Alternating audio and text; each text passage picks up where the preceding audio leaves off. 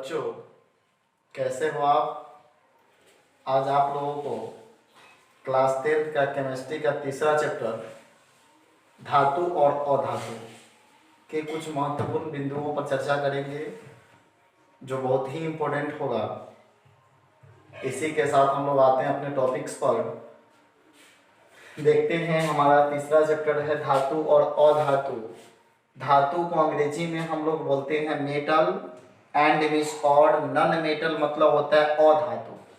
तो चलते हैं बच्चों, धातु और अधातु जानने से पहले हम लोग तत्व के बारे में जानेंगे कि तत्व होता क्या है।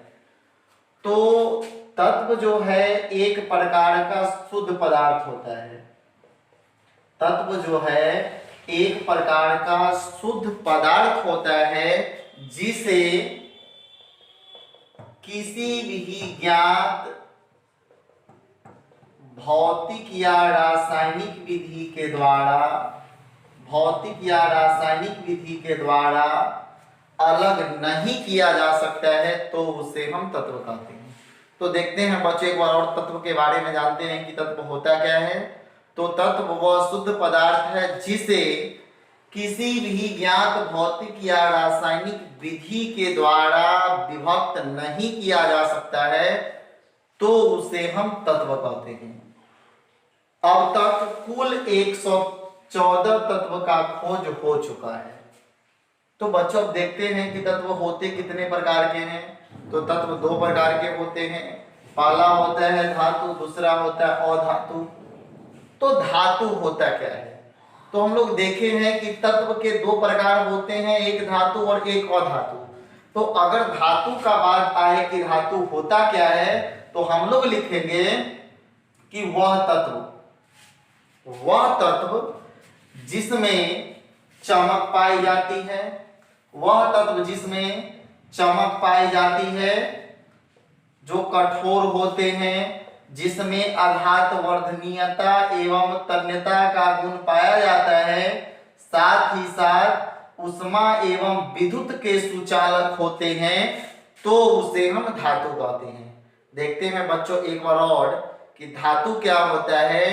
तो वह तत्व जिसमें चमक, कठोरता, आघात वर्धनीयता एवं तन्यता के साथ साथ उष्मा एवं विद्युत के सुचालकता का गुण पाया जाता है, तो उसे हम धातु कहते हैं। जैसे आयरन, सोना, चांदी, तांबा इत्यादि। और अब तक कुल 92 धातु का खोज हो चुका है। तो एक बार और बच्चों बात करते हैं कि धातु क्या है। तो वह तत्व जिसमें चमक, कठोरता, आघात वर्धनीयता एवं तन्यता, साथ ही साथ उष्मा एवं विद्युत सुचालकता का गुण पाया जाता है, तो उसे हम तत्व कहते हैं। तो उसे हम धातु कहते हैं। जैसे आयरन, सोना, चांदी इत्यादि। और अब तक कुल 92 धातु का खोज हो चुका है। अब देखते हैं बच्चों कि अधातु क्या होता है। तो सेम इसी का अपोजिट हम लोग अधातु में लिखेंगे कि वह तत्व जिसमें चमक, कठोरता, आघात वर्धनीयता एवं तन्यता के साथ साथ उष्मा एवं विद्युत सुचालकता का गुण नहीं पाया जाता है, तो उसे हम अधातु कहते हैं। मतलब कि वह तत्व जिसमें चमक, कठोरता, आघात वर्धनीयता और तन्यता, साथ ही साथ उष्मा एवं विद्युत सुचालकता का गुण नहीं पाया जाता है, तो उसे हम अधातु कहते हैं। और अब तक कुल 22 अधातु का खोज हो चुका है। जैसे कार्बन, गंधक और फास्फोरस। अब देखते हैं बच्चों कि धातु के भौतिक गुण क्या होते हैं, जो बहुत बार पूछे जाते हैं कि धातु का भौतिक गुण क्या है। एकदम सिंपल है धातु का भौतिक गुण। तो धातु का भौतिक गुण के नंबर 1 में लिखेंगे कि चमक। धातु का पहला गुण हो गया भौतिक गुण चमक। चमक कहने का मतलब है कि सभी धातुओं में एक विशेष प्रकार की चमक पाई जाती है। तो हम लोग देख लिए कि धातु के भौतिक गुण का नंबर 1 है चमक, और चमक कहने का मतलब है कि सभी धातुओं में एक विशेष प्रकार की चमक पाई जाती है। दूसरा है कठोरता। कठोरता कहने का मतलब है कि जितने भी धातु हैं वे सभी धातुएं कठोर होते हैं।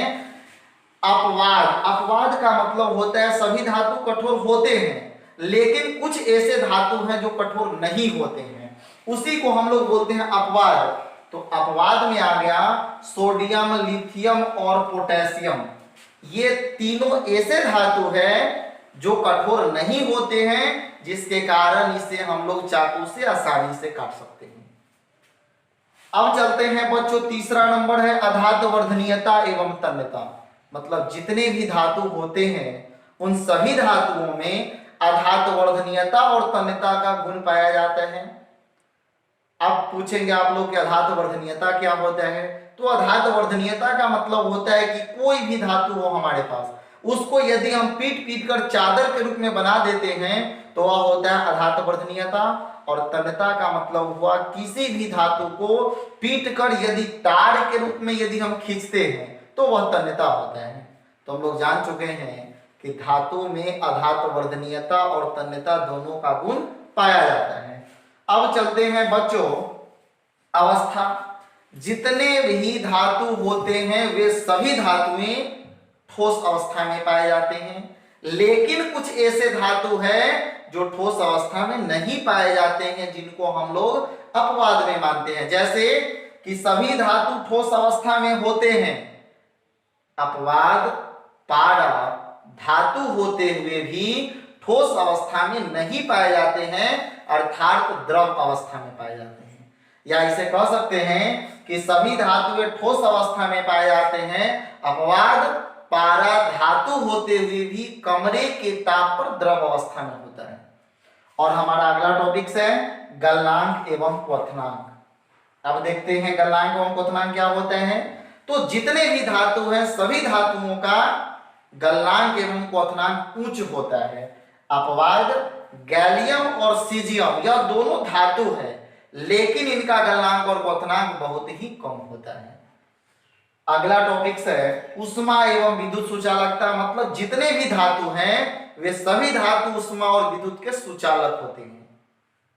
सुचालक का मतलब होता है चालन करता है। उनसे धातु में उष्मा और सुचालक कहने का मतलब है कि उसकी धातु जो है उष्मा और विद्युत से उनका कोई प्रभाव नहीं पड़ता है। तो सिंपली बोल सकते हैं कि धातु उष्मा एवं विद्युत के सुचालक होते हैं, लेकिन इनका एक अपवाद है सीसा। सीसा धातु है लेकिन यह उष्मा एवं विद्युत के सुचालक नहीं होते। अब चलते हैं बच्चों अधातु के भौतिक गुण। क्या होता है धातु के भौतिक गुण? सेम इसी तरह का, इसी का अपोजिट है। तो अधातु का पहला भौतिक गुण होता है चमक।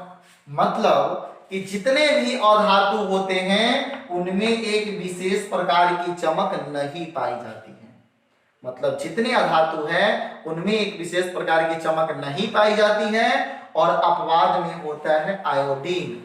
आयोडीन जो है एक प्रकार का अधातु है, फिर भी इसमें चमक पाई जाती है। बच्चों दूसरा नंबर है कठोरता। जितने भी अधातुएं हैं उन सभी अधातु कठोर नहीं होते हैं। जितने भी अधातु हैं वे अधातु कठोर नहीं होते हैं, अर्थात मजबूत नहीं होते हैं। लेकिन अपवाद में एक होता है हीरा। हीरा जो है अधातु है, फिर भी वह कठोर होता है। अगला टॉपिक है अधातु वर्धनीयता एवं तन्यता। जितने भी अधातु हैं वे अधातु वर्धनीय एवं तन नहीं होते हैं। अगला है अवस्था। सभी अधातु ठोस अवस्था में नहीं पाए जाते। अपवाद में कार्बन, गंधक, फास्फोरस और आयोडीन ठोस अवस्था में पाए जाते हैं। अगला टॉपिक से बच्चों गलनांक एवं क्वथनांक।